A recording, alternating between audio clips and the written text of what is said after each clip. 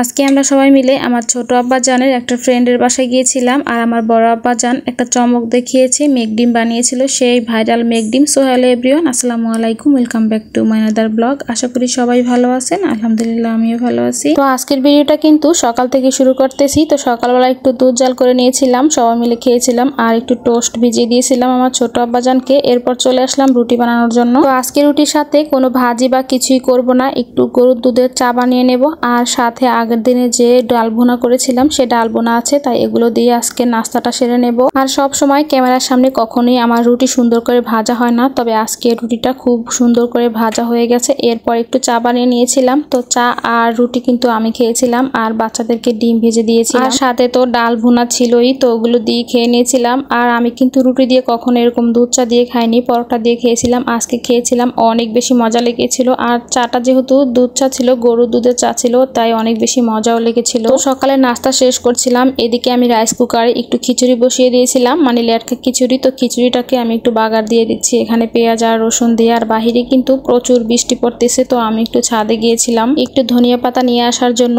আর বৃষ্টি কিন্তু পড়তেছে অনেক, ক্যামেরাতে একদমই বোঝা যাচ্ছে না। আর গাছে কিন্তু অনেকগুলো ফুলও আছে যেহেতু সকাল সকাল। আর দেখেন আমার বরবটি গাছে কিন্তু অনেকগুলো বরবটিও হয়েছে, আর বড় হয়েছে বরবটিগুলো। ভাবছি বরবটিগুলো একদিন নিয়ে রান্না করে খাবো। তো যাই হোক, এই গাছেও কিন্তু আর একটা বরবটি হয়েছে। আর এখানে দেখেন ফুলটা পানির বৃষ্টি ফোঁটা পড়াতেই কতটা সুন্দর লাগতেছে। এরপর তো খিচুড়িটাই খেয়ে নিলাম দুপুরবেলা, আর কিছুই রান্না করিনি। পরে একদম বিকেলবেলা চলে আসলাম, বাচ্চারা বায়না ধরছিল বিরিয়ানি খাবে, তো আমি একদম অল্প করে একটুখানি বিরিয়ানি রান্না করেছিলাম, আর সাথে রাতের জন্য একটু রান্না বান্নাও করেছিলাম। ওটুকু আর ভিডিও করা হয়নি। এদিকে আমার বড় আব্বাজান দেখতেছি মেঘ ডিম বানাতে নিয়েছিল, সেই ভাইরাল মেঘ ডিমটা। একটা সময় এটা কিন্তু অনেক বেশি ভাইরাল হয়েছিল, তো আমার আব্বাজান হঠাৎ করে এটা বানাতে নিয়েছিল। তো ওই সবকিছু রেডি করেছিল, তো ভাবলাম যে আমি ভেজে দিই, যেহেতু আগুনের ব্যাপার। তো আমি কিন্তু এটাকে একদম লো হিটে ভেজে দিয়েছিলাম, আর দেখতে দেখেন মাশাল্লাহ কত সুন্দর। এরপর কিন্তু প্রায় 8টা বাজে, তখন আমরা রেডি হয়ে বের হয়ে গেলাম আমার ছোট আব্বাজানের ফ্রেন্ডের বাসায় যাওয়ার জন্য।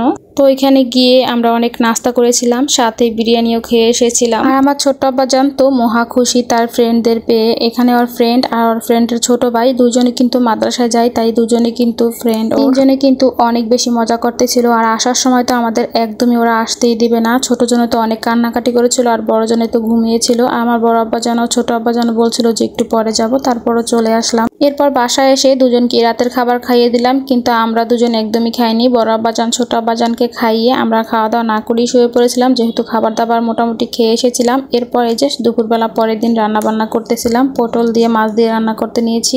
তো এখানে কিন্তু আমি পটলটা সমস্ত মশলা দিয়ে খুব ভালো করে কষিয়ে নিয়েছি। এখন ঝোলের পানিটাও দিয়ে নিয়েছি, ঢাকনা দিয়ে রেখে দিয়ে আমি মাছগুলো ভেজে নিয়েছি। এর ফাঁকে মাছগুলো ভেজে নিয়েছি। তো আমি পাঙ্গাস মাছ দিয়ে রান্না করব। বেশিরভাগ সময় আমি পটলটা কিন্তু পাঙ্গাস মাছ দিয়ে রান্না করি, আমার অনেক বেশি ভালো লাগে। তো ঝোলের পানি দিয়ে ঢাকনা দিয়ে কিছুক্ষণ রেখে দিয়ে এখন ভেজে রাখা মাছগুলো দিয়ে দিলাম, আর কিছুক্ষণ রান্না করে নিলেই রান্না কমপ্লিট। তো আজকের মতো ভিডিওটা এখানে শেষ করলাম। সবাই ভালো থাকবেন, সুস্থ থাকবেন, আল্লাহ হাফেজ, আসসালামু আলাইকুম।